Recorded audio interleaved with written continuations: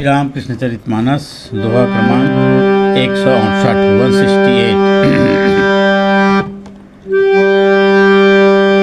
तंत्र साधना द्विजवर गीना इष्ट देवी वरद सदीना तंत्र साधना द्विजवर गीना इष्ट देवी वरद सदीना दर अंगोछा लोटा पानी तर्क पूर्वक विचरहुमानी गोवहु मुख पुनि कुलागरहु सभा मांज तब तरत जब लगी गोपन रखहु बातम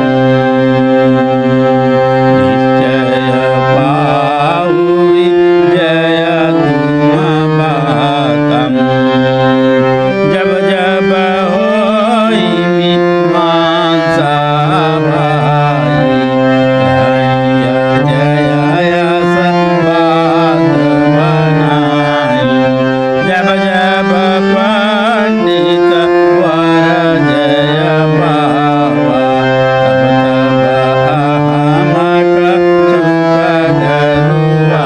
पावा तब तब अहमक चुक गरुआवम बात सकल द्विज गोवन राखा तारा सुत जग राहु न भाता मातु कृपा ठाकुर सब जाना पंडित मदलन नियमाना लोटाय गोछा जतन कर भाई एक सभा प्रभु देहि भाई अस्त व्यस्त चित चंचल दीना तर्क मीमांसा कछु नहीं कीना जब जाना ठाकुर सहीना आनंद मगन चरण ब्रजलीना आनंद मन तब भी प्रवर कहीं पुकार पुकार मम ही अंतर कहीं अस राम कृष्ण अवतार पढ़ पढ़ ग्रंथन कहूँ मत देहु प्रमाण बहोरी राम कृष्ण अवतार जग अचल अटल मति मोरी तंत्र साधना द्विजवर किन्ना इष्ट देवी वरदस दिन्ना धर अंगोछा लोटा पानी तर्क पूर्वक विचरहु मानी धोवहु मुख पुनि कुल्ला करहु सभा मांज तब तर्क उतरम जब लगी गोपन रखहु बाता निश्चय पाहु विजय तुम तातम। तंत्र साधना करने से पंडित पद्मलोचन को उनके इष्ट देवी ने ऐसा वरदान दिया था कि तर्क में उतरने के पहले लोटा में पानी भर करके और एक अंगोछा लेकर के कुछ देर तक तर्क के पहले कुछ देर तक विचरण करना है तथा फिर उस जल से अपने मुख धो करके कुल्ला कर लेना है। उसके बाद आपको सभा में तर्क के लिए वाद विवाद के लिए उतरना है।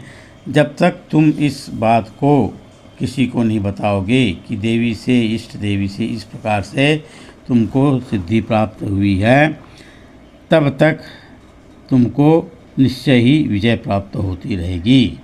जिस दिन तुम किसी को बता दोगे कि ऐसा ऐसा देवी से वरदान मिला है, फिर उसके बाद तुमको ऐसा करने से भी कोई विजय प्राप्त नहीं होगी। इस प्रकार से उनको वरदान प्राप्त था पंडित पद्मलोचन को।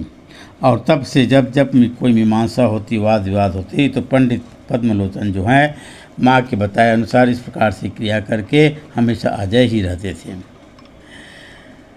जब जब इस प्रकार से पंडित को जय प्राप्ति होती थी, तो इसके साथ ही साथ उसके अहम भी कुछ अधिक बढ़ जाता था। यह सब बात सकल द्विज गोपन राखा, दारा सुत जग काहुन भाखा। मातु कृपा ठाकुर सब जाना, पंडित अहमद नहीं अठाना। लोटायंगोछा जतन कर भाई, एक सभा प्रभु देहि छुपाई। अस्त व्यस्त चित चंचल चिन्हा, तर्क मीमांसा कछु नहीं किन्ना। जब जाना ठाकुर अस किन्हा, आनंद मगन चरण रजलीना। श्री रामकृष्ण देव माँ की कृपा से यह बात बिना बताए ही जान जाते हैं। तब पंडित के अहम का नाश करने के लिए प्रभु जो है अपने मन में निश्चय करते हैं। एक दिन ऐसे ही एक सभा दक्षिणेश्वर में आयोजित हुई थी। उसमें पंडित पद्मलोचन श्री रामकृष्ण देव के पास आते हैं और लोटा अंगोछा को रख करके कुछ कार्य के लिए जब बाहर जाते हैं, तब श्री रामकृष्ण देव इधर पंडित जी के लोटा और अंगोछा को यत्नपूर्वक कहीं पर छुपा देते हैं।